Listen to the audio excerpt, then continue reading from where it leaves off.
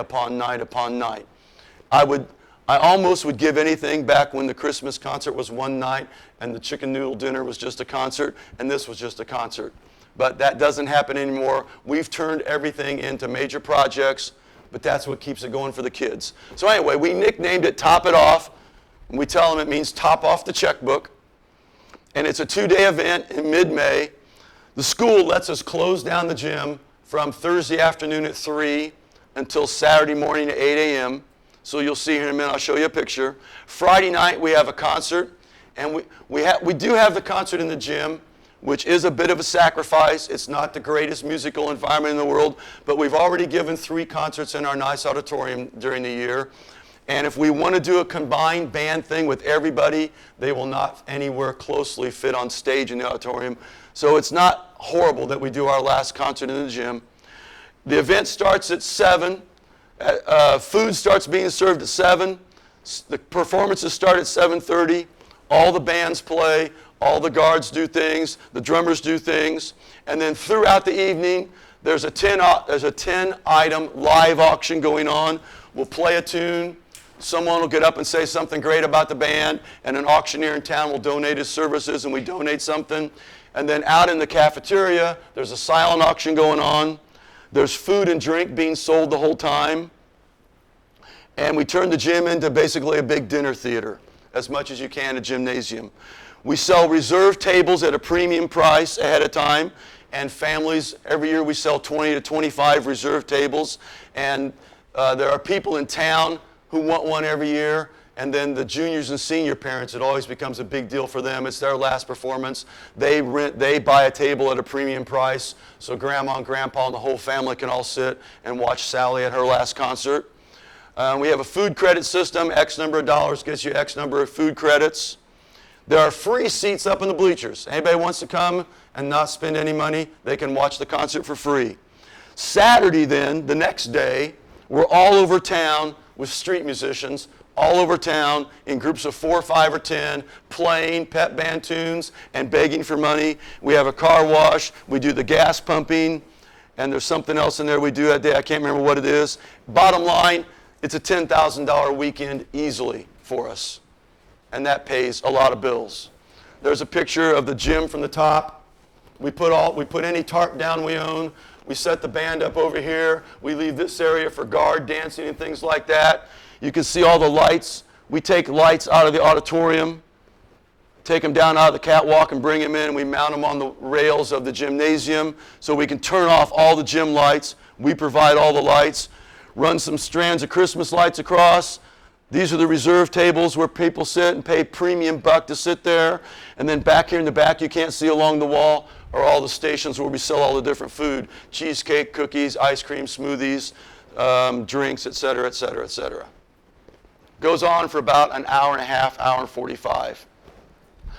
The percussion section the percussion people stole Ruth Ann's kids clinic idea and created Junkyard Jam. And they do this somewhere around the end of May.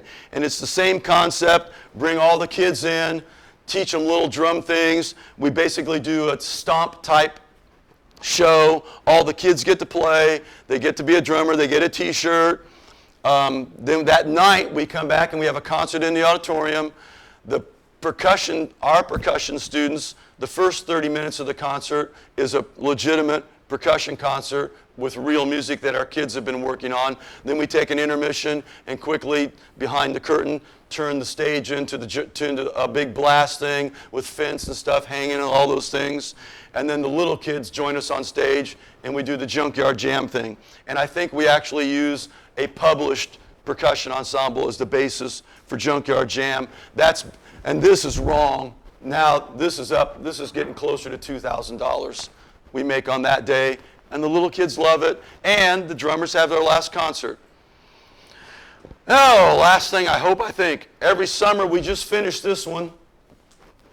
The Brazil Rotary Club has a fish fry. We have a big festival in Brazil, the 4th of July festival, and we have a band shell, and every night there's concerts and free entertainment that Rotary pays for. And 10 or 15 years ago, Ruth Ann volunteered the color guard to do performances at that for the good of the cause, to be nice, et cetera, et cetera. She did that for a few years, and she said, why is the band not doing this? And I said, why am I not divorced? I don't know. Why is the band not doing this? And anyway, you know the rest of the story. The band's now doing it. And when we first started doing it, some people on the staff and even I said, okay, we're going to take 2 weeks in June to learn this 4th of July variety show when we used to spend that time being a competitive marching band, learning our show. And we think we can do it. Well, the first 2 years we did it, we won the state championship and did the Rotary show. So somehow we have figured out you don't need to spend all that time doing the competition show that you thought you did.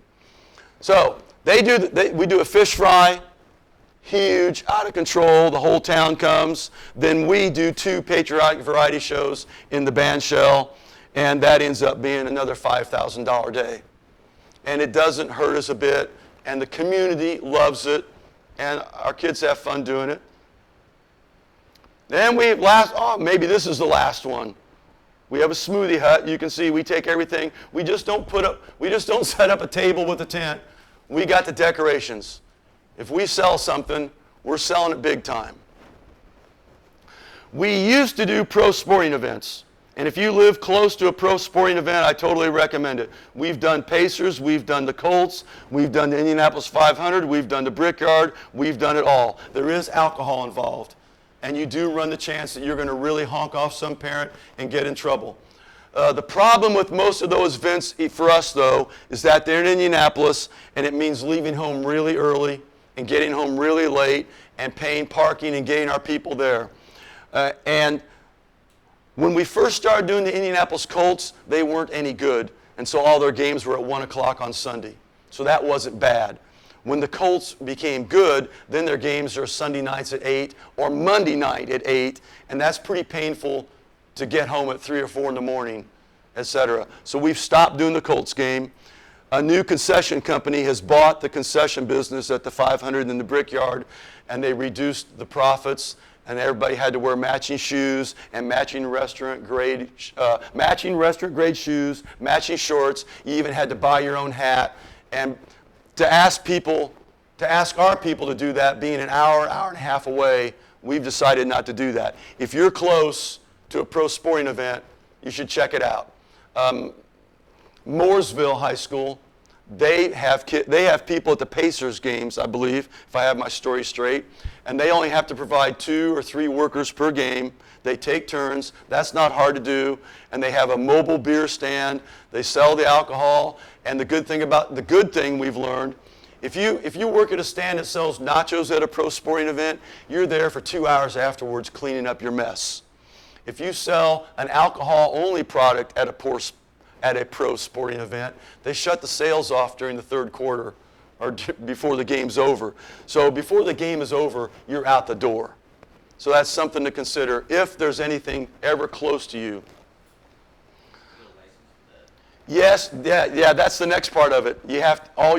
Everyone has to have an alcohol license. That gets expensive too. By the time it was over, we used to give the parents, anyone who worked any of these things, we gave them $30 for working each time on their band fee.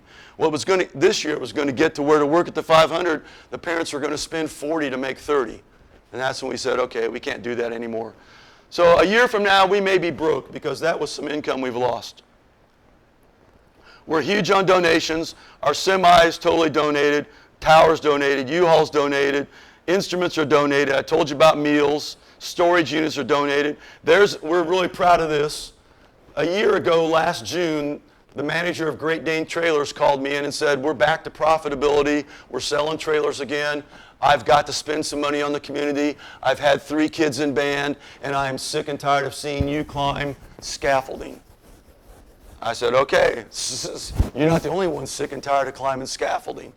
And he said, I want to build you